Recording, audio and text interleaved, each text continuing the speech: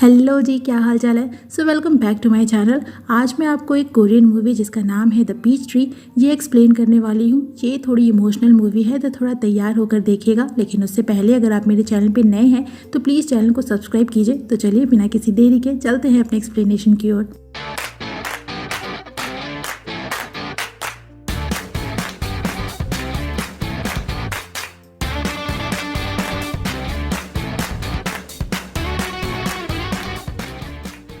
Movie की शुरुआत होती है चॉय फैमिली के साथ, जो शहर से दूर एक फार्म में रहती है। फैमिली में अभी सिर्फ एक हस्बैंड और वाइफ ही हैं। दोनों ने बहुत प्यार से एक पेड़ लगाया है जिसका वो अपने बच्चे की तरह ख्याल रखते हैं। वो पेड़ उन्हें हर साल गर्मियों में पीले रंग के फल देता है जो बहुत हद तक पीच जैसे लगते हैं, इसीलिए उन्होंने उस पेड़ का नाम ही पीच ट्री रख दिया है। एक दिन मिसेस चॉय को पता चलता है कि वो माँ बनने वाली हैं, जिस चीज़ को लेकर वो और उनके हस्बैंड बहुत एक्साइटेड होते हैं। वो चाहते हैं कि उनका बच्चा भी बिल्कुल पीच फ्रूट की तरह ही गुलाबी गालों वाला हो। समय बीतने पर मिसेस चॉय की डिलीवरी होती है, पर जैसे ही वो बच्चे को देखती हैं उनकी सारी खुशी उदासी में बदल जाती है। मिसेस चॉय तो उसे देखते ही अपना आपा खोने लगती हैं और अपने बच्चे को खुद मॉन्स्टर बुलाती हैं और खुद अपने हाथों से उसे मारने उसी पीच ट्री के नीचे ले जाती हैं। पर मिस्टर चॉय उन्हें ऐसा करने से रोक लेते हैं, पर उसके बाद से उनकी वाइफ यानी मिसेस चॉय पागल सी हो जाती हैं और तब से उन्हें अकेले एक कमरे में बंद करके रखते हैं। समय के साथ साथ उनका बच्चा अपने पिता की निगरानी में बड़ा होता है और हम देख पाते हैं कि वो बच्चा एक नहीं बल्कि दो है। वो सियामिस ट्विंस थे। सियामिस ट्विंस उन्हें कहते हैं जो आपस में जुड़े होते हैं, या तो सर से, चेस्ट से, पेट से, बैक से, कहीं से भी वो सेम बॉडी शेयर करते हैं। ठीक वैसे ही ये बच्चे भी सेम बॉडी शेयर करते हैं, पर दो चेहरों के साथ। जिस बच्चे का चेहरा फ्रंट में था उसका नाम है डोंग, और जिसका चेहरा पीछे यानी पीठ की तरफ है उसका नाम है सांग। डोंग सांग को अपना बड़ा भाई बुलाता था। अब चूंकि दोनों की ऐसी कंडीशन थी, इसीलिए मिस्टर चॉय उन्हें कभी बाहर नहीं जाने देते थे। दोनों उसी घर में रहते थे और बहुत दिनों बाद मिस्टर चॉय उन्हें उनकी माँ से मिलाने ले जाते हैं, जो वहीं एक कमरे में अकेली रहती हैं, जो अब तक अपना मानसिक संतुलन खो चुकी हैं और बच्चों को देखते ही उन पर चिल्लाने लगती हैं।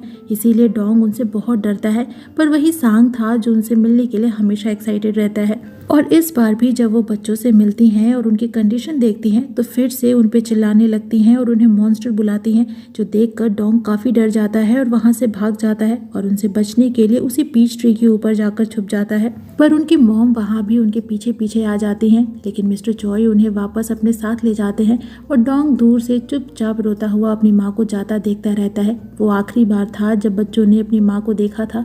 उसके बाद उनकी डेथ हो जाती है और अब दोनों बस अपने पिता मिस्टर चॉय के साथ इस दुनिया में रह जाते हैं, जो उन्हें कहीं नहीं जाने देते, बल्कि यहीं घर में ही उन्हें हर चीज़ प्रोवाइड करा देते हैं।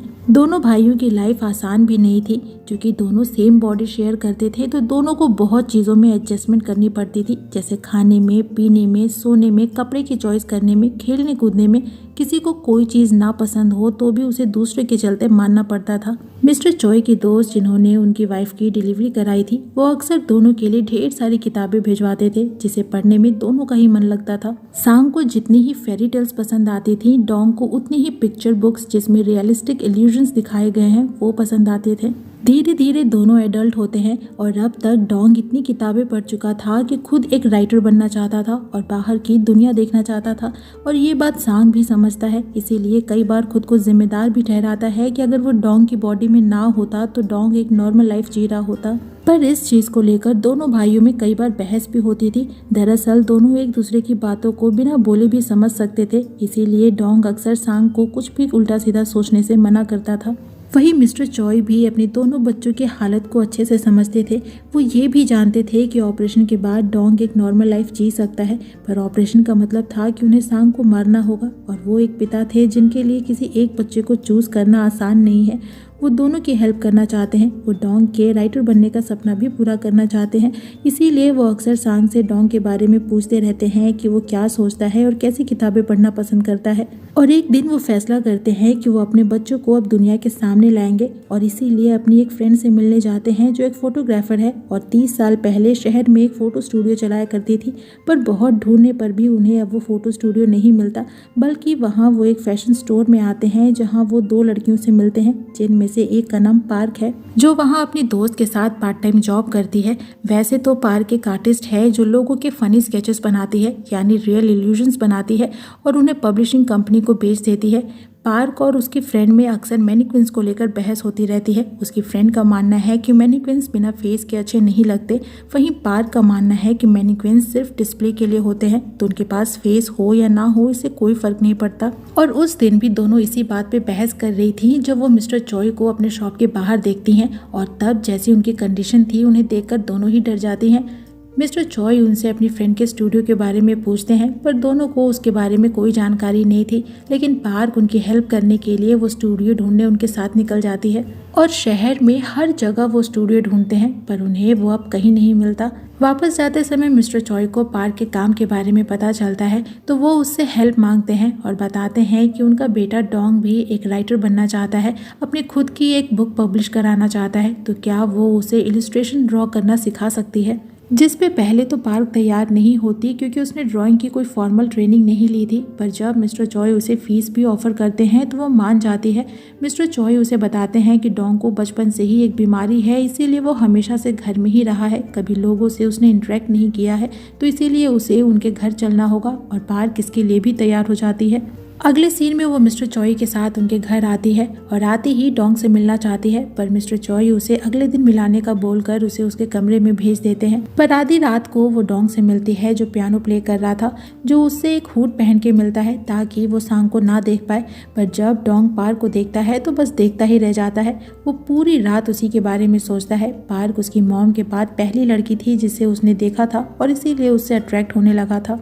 वो उसके साथ पियानो प्ले करता है, देर देर तक बातें करता है, उसके साथ टाइम स्पेंड करना उसे अच्छा लगता है, और उसे खुश देखकर मिस्टर चॉय भी खुश होते हैं। डोंग पार्क को बताता है कि वो फेरी टेल लिखना चाहता है। वो ऐसे इंसान की स्टोरी बच्चों को बताना चाहता है जो सेम बॉडी में 2 फेस और 2 पर्सनैलिटीज कैरी करते हैं, यानी अपनी और सांग की स्टोरी बताना चाहता है। वो उसे एक रफ स्केच ड्रॉ करके भी दिखाता है और बताता है कि ऐसे लोगों की लाइफ बिल्कुल आसान नहीं होती। एक तो वो सेम बॉडी शेयर करते हैं जिस वजह से उन्हें बहुत कुछ कॉम्प्रोमाइज भी करना पड़ता है, और दूसरा उनमें कई बातों को लेकर झगड़े भी होते हैं। पर पार्क बोलती है कि ऐसे लोग कभी भी अकेला महसूस नहीं करते होंगे क्योंकि उनके साथ उनका एक कंपेनियन हमेशा रहता है, और उस दूसरे इंसान से सिंपैथाइज करती है जो हमेशा डार्कनेस में रहता है, यानी जो बैक को फेस करता है, जो हमेशा लाइफ को घुटन में जीता होगा और चाह कर भी उसे खत्म नहीं कर सकता, जबकि फ्रंट पर्सन हमेशा फ्रीडम एंजॉय करता है।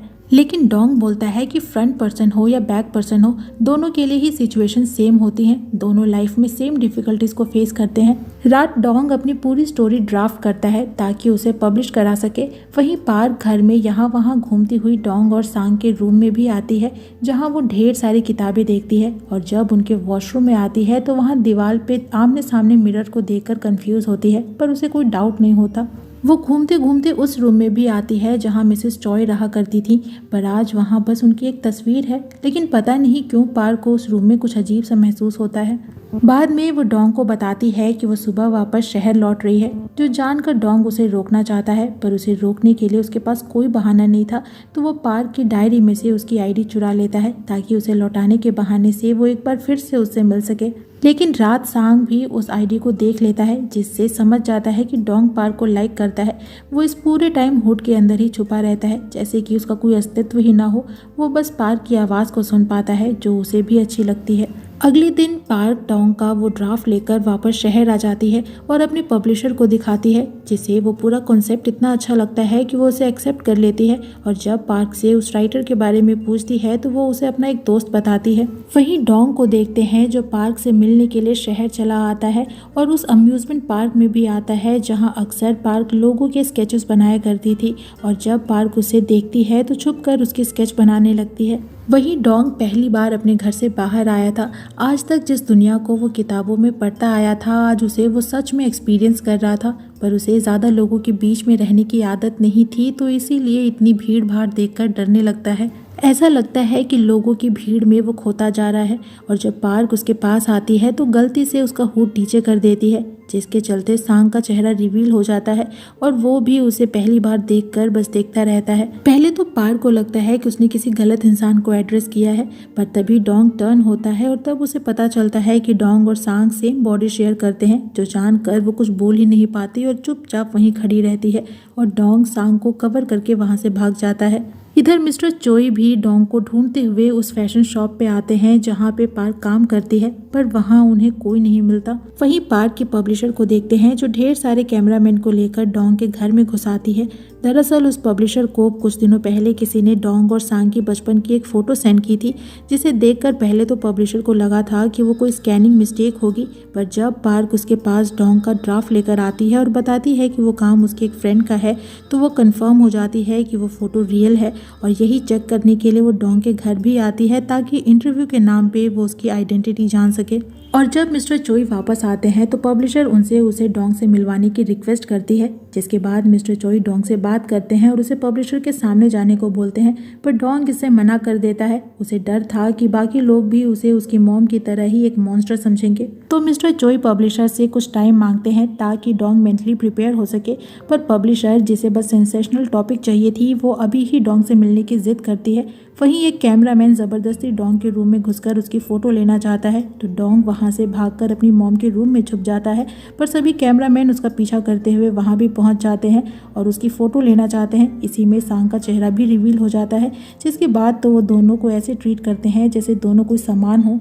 वो सो कॉल्ड सभी लोग जो उनसे अलग दिखने और रहने वाले लोगों को मॉन्स्टर या एलियन समझते हैं, वो खुद एक मॉन्स्टर बन चुके थे। और इन सब में सांग को सर में काफ़ी चोट आती है। वो सभी से रोते हुए रिक्वेस्ट करता है उन्हें अकेला छोड़ देने के लिए, पर इंसान जब मॉन्स्टर बन जाता है तो वो किसी की नहीं सुनता और ना ही उसे किसी के सिचुएशन से कोई फ़र्क ही पड़ता है। तो डोंग उन सभी पे चिल्लाने लगता है, जिसके बाद सभी डरकर वहां से भाग जाते हैं। बाद में डोंग अपने डैड पे भी नाराज होता है और बोलता है कि मॉम से ज़्यादा तो वो उन्हें मॉन्स्टर की तरह ट्रीट करते हैं। उन्होंने कभी भी उसके और सांग के दर्द को समझा ही नहीं और उनसे ऑपरेशन की डिमांड करता है ताकि एटलीस्ट वो एक नॉर्मल लाइफ जी सके। ऐसा नहीं था कि वो सांग से प्यार नहीं करता था या वो सेल्फिश हो रहा था, पर वो बचपन से सांग के दर्द को समझता था जो बस उसका साया बनकर जीने के लिए मजबूर था। क्योंकि डोंग सांग की हर सोच को समझ सकता था, इसीलिए उसके लिए सॉरी फील करता है। सांग हमेशा खुद को सभी ट्रबल्स के लिए जिम्मेदार समझता था और कई बार खुद को ख़त्म भी करना चाहता था, पर वो भी उसके हाथ में नहीं था। देखा जाए तो उसके पास अपना कुछ भी तो नहीं था सिवाय एक चेहरे के। ना तो उसके पास अपना दिल ही था और न ही अपनी बॉडी थी। ये लाइफ उसके लिए एक श्राप थी और डोंग इस दर्द को अच्छे से समझता था। पर किसी पिता के लिए फैसला कर पाना बहुत ही मुश्किल है कि वो अपने किस बेटे को जीने दे और किसे मार दे। वहीं पब्लिशर को देखते हैं जो डोंग और सांग की इमोशनल स्टोरी लोगों को बेचना चाहती थी, पर एक कॉमिक बुक की तरह नहीं बल्कि उनकी रियल आइडेंटिटी बताकर, और पार्क से बोलती है डोंग के चेहरे की फोटो लाने के लिए, क्योंकि उसके पास सिर्फ सांग की ही फोटो थी। पर पार्क उसकी बात नहीं मानती। वो सांग और डोंग से मिलने तो आती है पर उनकी फोटो लेने के लिए नहीं। उसे इस बार सांग को जानने का मौका मिलता है और पता चलता है कि उसे फेरी टेल्स पसंद है और समझ जाती है कि डोंग भी इसीलिए फेरी टेल्स लिखना चाहता है। और जब वहाँ से जाने लगती है तो सांग उसे अपने साथ पीच ब्लॉसम देखने के लिए इनवाइट करता है, जिसके लिए पार्क मान जाती है। उसे सांग और डोंग से डर नहीं लगता और ना ही वो उन्हें मॉन्स्टर समझती है।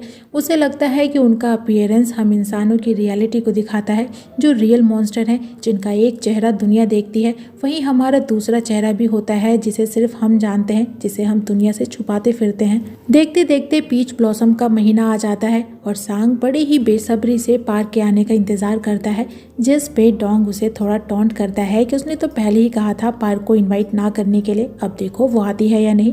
दोनों भाई बातें करते करते उसी पीच ट्री के पास आते हैं। यहाँ डोंग सांग से ये कन्फेस करता है कि वो आज तक उससे बहुत गुस्सा भी रहा है, साथ ही उसने कई बार अपनी हालत के लिए उसे ब्लेम भी किया है, पर कई बार जब उसे मरने का ख्याल आता था तो वो बस उसकी वजह से रुक जाता था।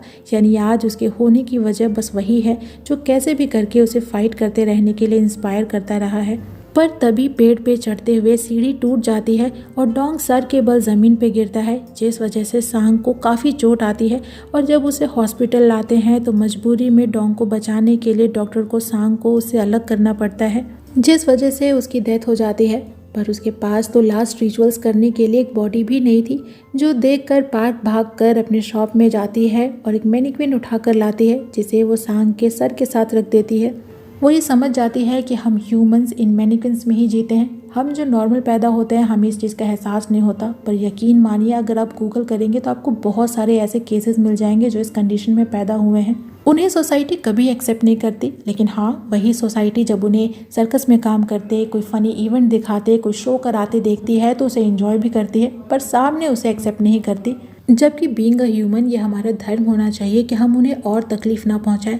वो जिस कंडीशन में पैदा हुए हैं वो ऑलरेडी बहुत सारे दर्द को झेल रहे हैं। यहाँ सांग का भी ये आखिरी सफ़र सच में उसके दर्द की कहानी को बताता है जो वो सालों से अकेले बर्दाश्त कर रहा था।